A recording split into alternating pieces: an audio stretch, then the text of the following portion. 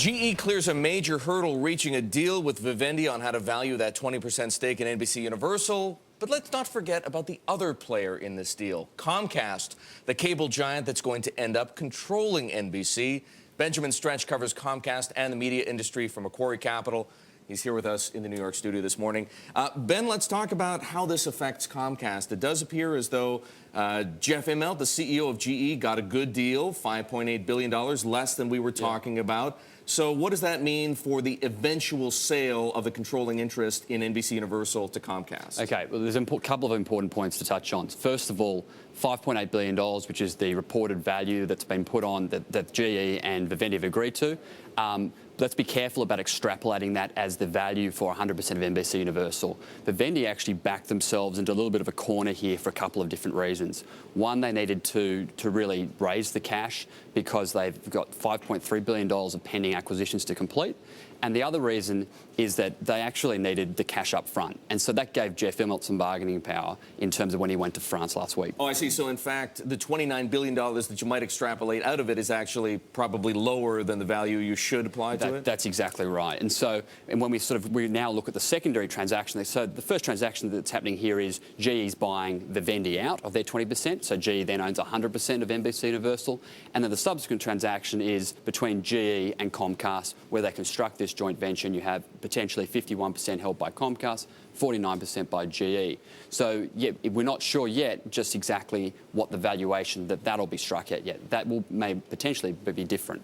Ben, what are the big picture implications here? I mean, you have essentially a network and all of its cable channels going to a cable company. Does this just mean that network news is dead?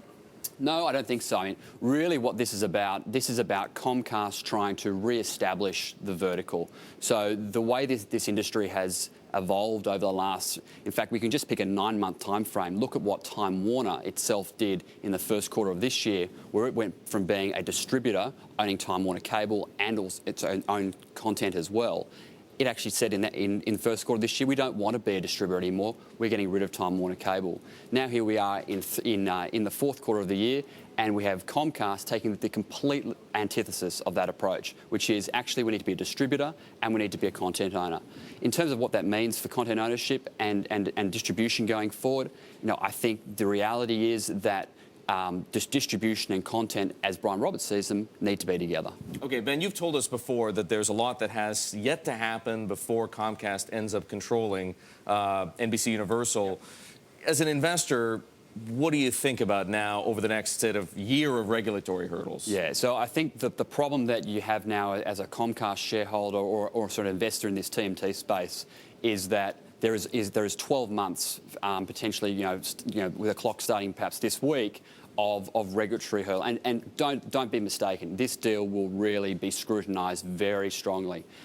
It's the first major test of the FCC and the Obama administration in terms of how they want to manage sort of media and technology and distribution policy in this country since his appointment. All right, Ben, great perspective. Thank you very much. That's Ben Stretch. He covers Comcast and the media industry for Macquarie Capital, joining us right here.